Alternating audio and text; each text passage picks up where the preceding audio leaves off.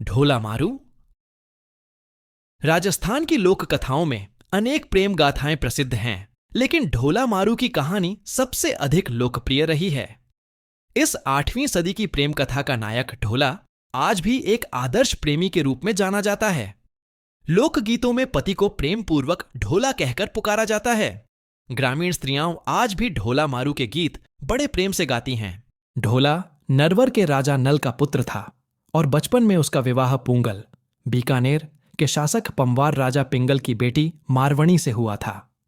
उस समय ढोला 3 वर्ष और मारवणी 1.5 वर्ष की थी, इसलिए विवाह के बाद वह नरवर नहीं भेजी गई। बड़े होने पर ढोला की दूसरी शादी मालवणी नामक राजकुमारी से हो गई और वह बाल विवाह को भूल गया। मारवणी जब सयानी हुई तब उसके माता पिता ने ढोला को बुलाने कई संदेश भेजे, मगर मालवणी ईर्ष्या और डाह के कारण वे सभी संदेश रास्ते में ही रुकवा देती और दूतों को मरवा देती थी। इधर मारवणी को स्वप्न में ढोला के दर्शन हुए और वह विरह में जलने लगी। अंततः राजा पिंगल ने एक चतुर ढोली गायक को भेजने का निर्णय लिया, जो गाने के माध्यम से ढोला को उसकी पुरानी शादी याद दिलाए। मारवणी ने उसे कुछ दोहे मारू राग में दिए और समझाया कि कैसे गाना है।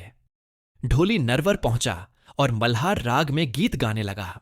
उस रात मौसम सुहाना था। वर्षा, बिजली और ठंडी हवा के बीच ढोली की मधुर गायकी ने ढोला का ध्यान आकर्षित किया।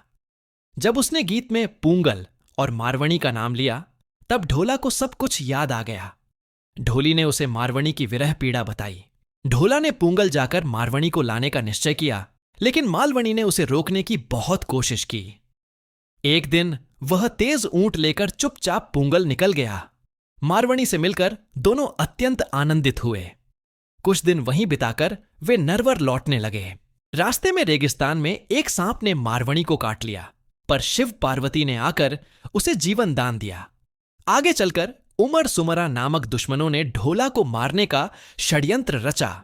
उन्होंने रास्ते में जाजम बिछाकर अमल, अफीम की मनुहार के बहाने उसे रोक लिया।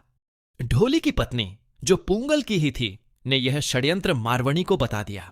मारवणी ने ढोला को चेताया और दोनों तेजी से ऊंट पर सवार होकर वहां से भाग निकले। उमर सुमरा पीछा न कर सके और ढोला मारवणी सुरक्षित नरवर पहुंच गए। नरवर पहुंचने के बाद ढोला ने मालवणी और मारवणी के बीच संतुलन स्थापित किया और तीनों मिलकर सुखपूर्वक रहने लगे। ढोला का पुत्र लक्ष्मण, उसका पुत्र भानु और आगे चलकर बज्रदामा हुए, जिन्होंने ग्वालियर जीतकर खोया राज्य वापस पाया। इसी वंश के दुल्हेराय ने राजस्थान आकर मीणाओं को हराकर आमेर राज्य की स्थापना की। इस वंश में आगे चलकर भारत के उपराष्ट्रपति भैरों सिंह शेखावत और राष्ट्रपति प्रतिभा पाटिल आईं। ढोली द्वारा ढोला को सुनाए गए कुछ मार्मिक दोहे इस प्रकार थे। आ खड़िया डंबर भई। मारवणी रोते रोते अपनी आंखें खो बैठी है। वह पूछती है, क्यों प्रियतम परदेशी हो गया है। दुज्जन बयन न सांभरी। बुढ़ों की बातों में न आओ, वह कुर्जा के बच्चों की तरह हर क्षण याद करती है। जेथू साहिबा न आवियो। यदि सावन की पहली तीज तक तुम नहीं आए तो वह बिजली देख खींचकर मर जाएगी। नमणि खमणि बहुगुणी, वह गुणों से भरपूर, कोमल व गंगा सी निर्मल है।